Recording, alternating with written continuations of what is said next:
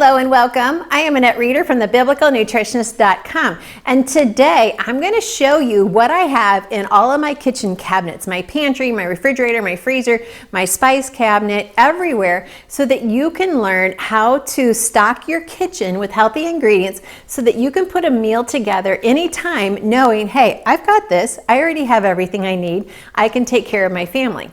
My goal is for you to be confident in the kitchen, and that also means confident in understanding the foods that are going to bring you the best health and therefore a better understanding of how much God loves you.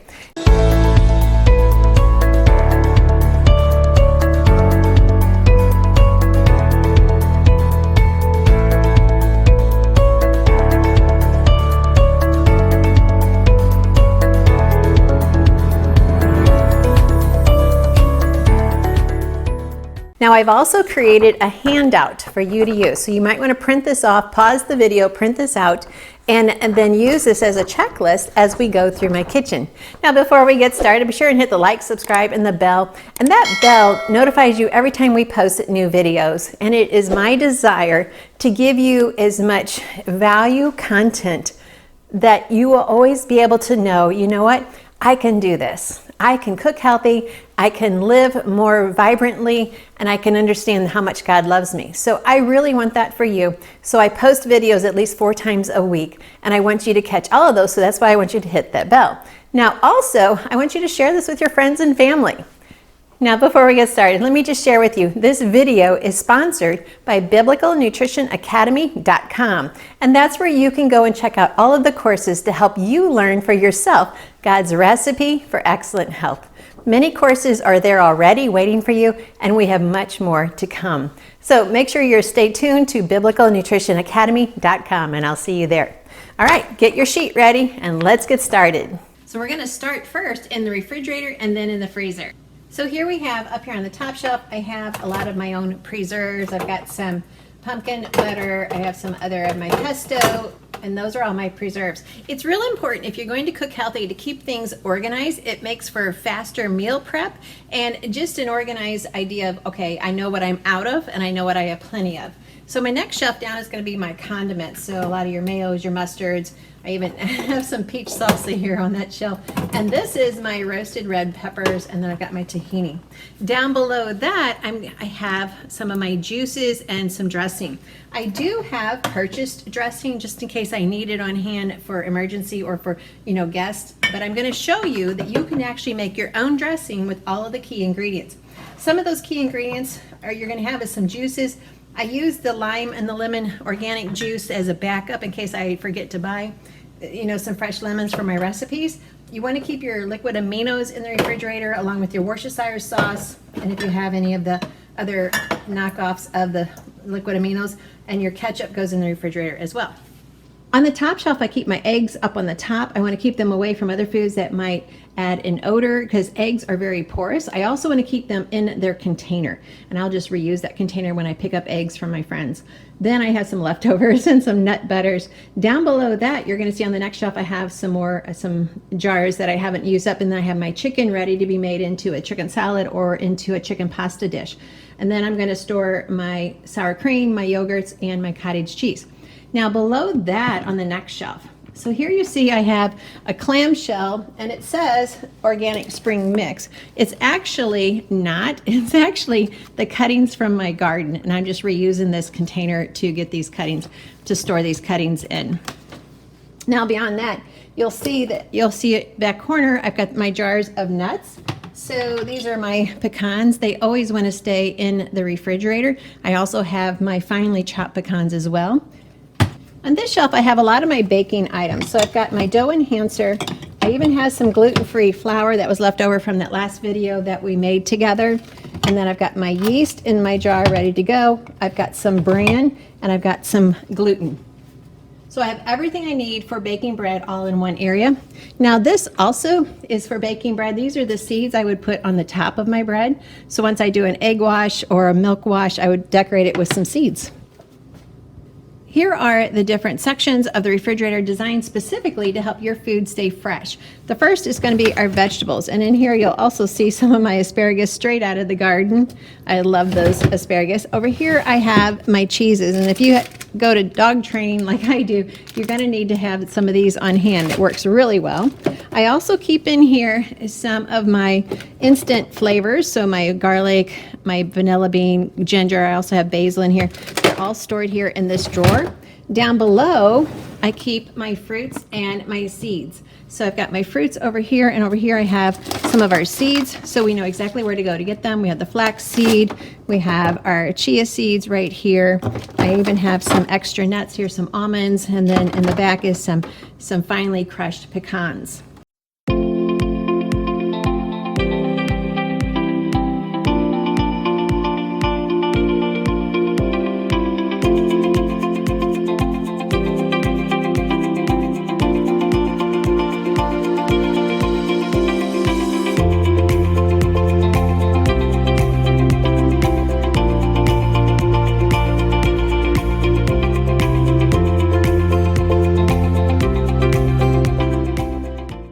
Up here we have the beet juice, which is just really good for your liver, and then I've got a little bit of tea left over and some lemonade, and then of course you got to have some of the grandkids' snacks on hand just in case. And up above there I keep my butter in its own little section as well. Now moving down to the freezer, when it is stocked well and organized well, your cooking is just so much simpler. You know right away what you have on hand. So over here I keep my meats, and then you'll notice I actually have an empty flour bag. I just keep them in here because when I have flour milled and waiting for me to use, I will store it here in the freezer. In between that I'll have some meal leftovers and then some of my vegetables. On top is where I keep my nuts and my fruits. So this is going to be our frozen bananas here. And this box, which I did a lot last year, is all frozen pumpkin. So I use that in a lot of different recipes. Let's take a peek into my pantry. This is not a super large pantry, as you'll see when I open the door. Hopefully your pantry door has a lot of great decorations on it like mine does. So let's see what we have in stock here. All right, this is where magic happens. I'm going to go ahead and start at the bottom and work my way up. So you're going to see I have my Nutri-Mill Artiste, I have my black Bosch mixer, and then over here I have some of my attachments, and then one bucket of grains back there. Moving up, on this shelf here, I keep my onions and other things I just need to store. On this shelf, I have a lot of good stuff. So I've got my protein powder that I like. I have my seed fiber, my Menabiotics. I even have some of my collagen protein in the back. Next, you see I have this basket. It just has a lot of good dried food. So I've got my lentils, I've got some popcorn, I've got some dried beans, and then I also just keep my butternut squash there. Now here you have our red potatoes, our sweet potatoes, and I just cannot wait for my garden to produce its own potatoes. We're kind of out of season for me to have some fresh, but I am so looking forward to it. Now back down here I have my cocoa powder. This is my organic cocoa powder. I will use this in recipes just all of the time, or maybe just to make some quick chocolate milk with a little stevia. Then I will always keep one or two of these around just in case I need an emergency for grandkids.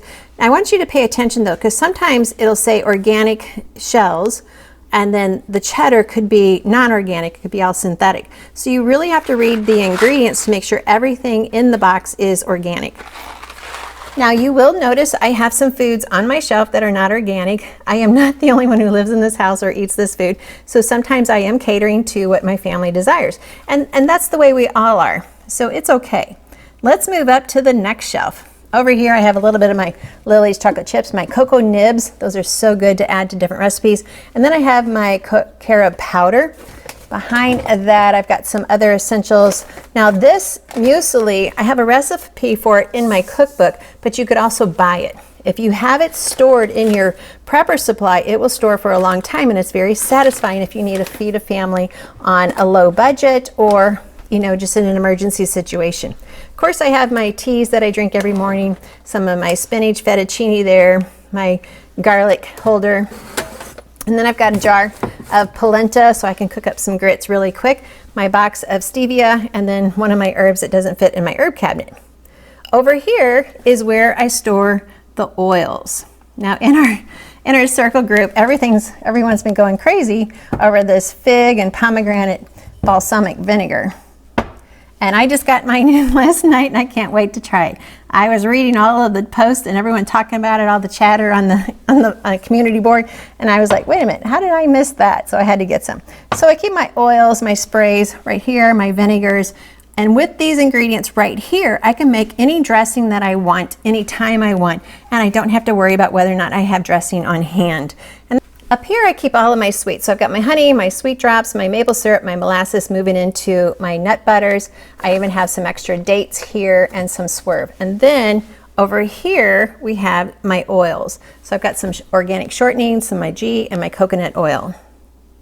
On this shelf, I try to store all of my dried fruits in one section. So I have quite a collection of prunes and raisins and currants, mangoes, blueberries. I even have some that I've dried myself. So I've got some cantaloupe and some pumpkin slices there. Below that, I have, these are just some of my chili beans. They're not organic, but this is what my husband likes. But below that, I have some of more of my grains. So bulgur, lentils, amaranth, some rice. Then I have some of my mixtures, some coconut milk, and just different things like that.